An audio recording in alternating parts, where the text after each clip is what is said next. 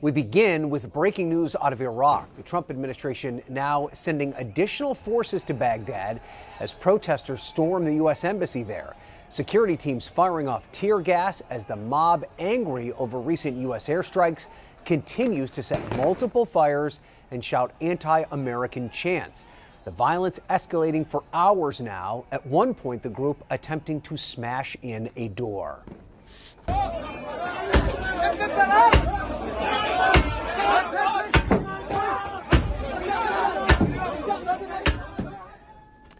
Inside the embassy, American troops standing guard. The compound still on lockdown. President Trump directly blaming Iran, saying he will hold the regime, quote, fully responsible.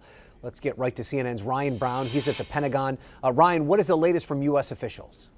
Well, the latest is that the embassy has not been evacuated. As you said, personnel there remain on lockdown. Now, these protesters are still there, and many of these protesters are not the typical political protests we've been seeing that have roiled Baghdad for some time now. These protesters appear to largely be comprised of members of the militia group, the Kataib Hezbollah, the same group that the U.S.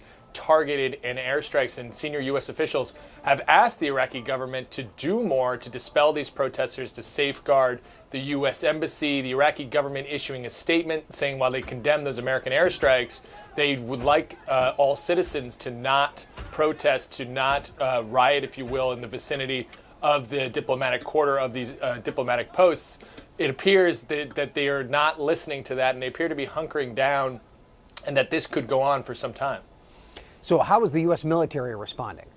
Well, the Secretary of Defense, Mark Esper, said he was sending additional forces, and we now have confirmed that 2 Apache helicopters flew overhead as a show of force. You see video of that was released by the military there, and they released flares. This is chafing. This is kind of, it's meant to protect the helicopter if it's shot at, but it can also be used as a warning flare, and they've been seeing an attempt to kind of do this show of force, warning these militia members that the U.S. military will respond with military force if American personnel and facilities are threatened. And we're also being told that the U.S. has dispatched about 100 or so Marines from a crisis response unit in Kuwait.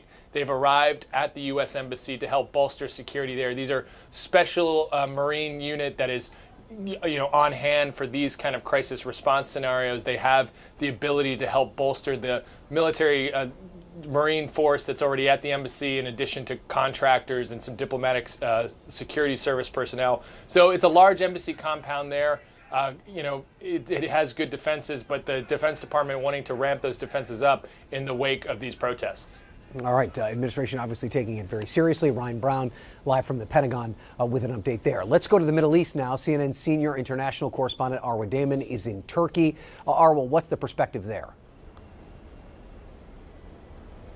Look, this is a very, very serious situation. Right now, from what we can tell from some live images, the fires that were burning appear to have gotten a little smaller. The crowd has slightly dispersed, but from what we understand, this is being called an open-ended protest until these demands are met. At the forefront of that is a U.S.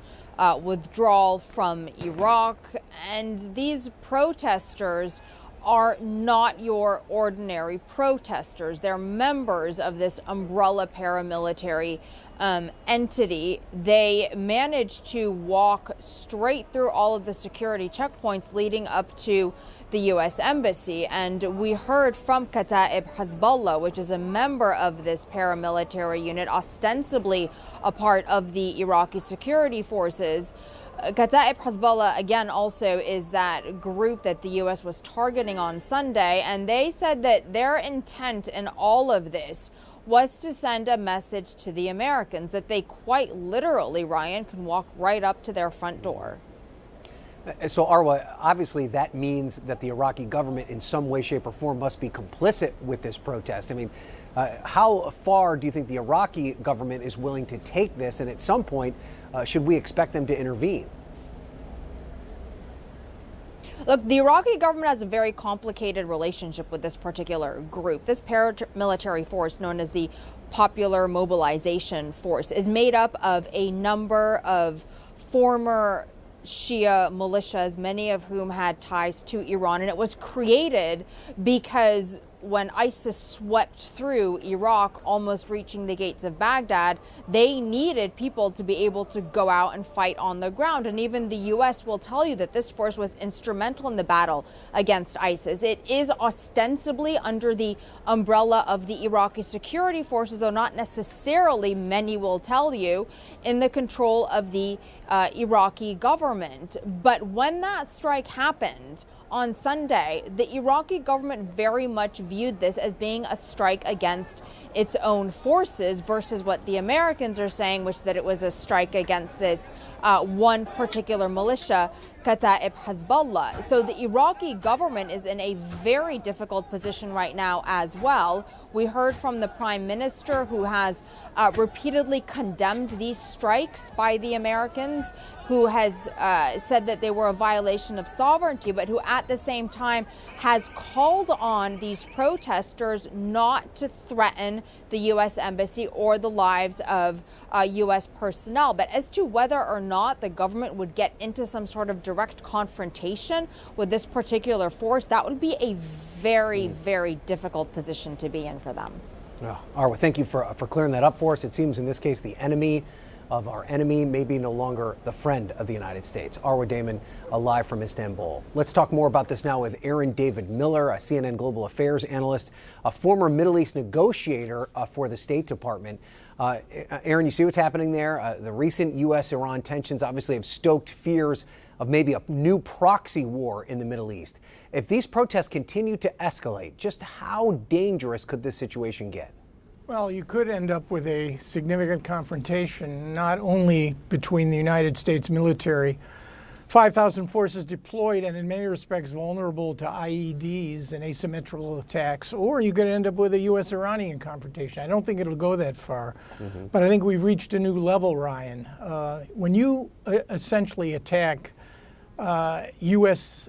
diplomatic establishment, the echoes here of 1979 in Tehran and even Benghazi, faint though they may be, suggests a new sort of level of political and perhaps military confrontation. I don't know whether the administration thought through carefully enough the reactions of attacking 5 bases, killing 25 fighters and wounding scores of others, but somehow we, not just the Trump administration, but previous administrations, have this notion that when America acts, the adversaries can't react. They have a vote too, and you're seeing that on the ground, and we're not playing on our home court.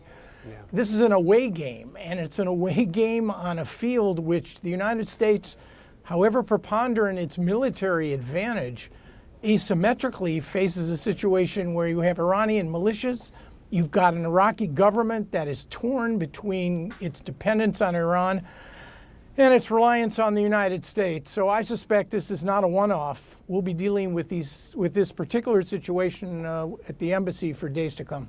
It's interesting you compare it to the situation in Tehran and then even go as far as to compare it to Benghazi. How concerned are you that what we're seeing is more a symbolic problem here, that they're just trying to, rabble-rouse to a certain extent, or that it's a legitimate security threat that could perhaps overwhelm the protection forces there at the embassy? Yeah, I mean, I don't want to push the Tehran-Benghazi analogy too far. My only point in raising it is it raises the question about whether U.S. decisions in each of those cases were carefully thought through, right, putting the United States at a real disadvantage. I mean, I think the Iranians don't want, and neither does this administration, this president in an election year, want a messy confrontation with Iran. But again, the administration is going to be torn between wanting to step up and be tough and demonstrate American credibility on one hand and not trip into an unwanted major escalation on the other. And it's not clear to me yet which direction this is going. Well, to that end, I want to read to you what President Trump tweeted earlier today. He said, quote, "To those many millions of people in Iraq who want freedom and who do not want to be dominated and controlled by Iran, this is your time." I'm having a hard time trying to understand exactly where the president is going here. It's almost as if he's asking average Iraqis to kind of rise up against the Iranian regime. Couldn't that lead to even bigger problems? I mean, I think that would be an unmitigated disaster, because we certainly don't have the capacity to protect the Iraqis, even from their own security forces. Mm-hmm. And I think that's, I'm no expert on the president's tweetology, but I think to a large extent, the president is like a modern day Gulliver wandering around in a region of the world, the Middle East, that he doesn't understand, tied up by smaller powers whose interests are not our own, and by our own illusions. And one of the illusions is that somehow the United States, through military action and economic sanction, can force these smaller powers to do their bidding. And the truth is, 17, 18, 19 years of involvement in Iraq and Afghanistan, has proven that it's a cautionary tale, Ryan. Great powers meddle in the affairs of smaller ones, at least in this region, at their own risk.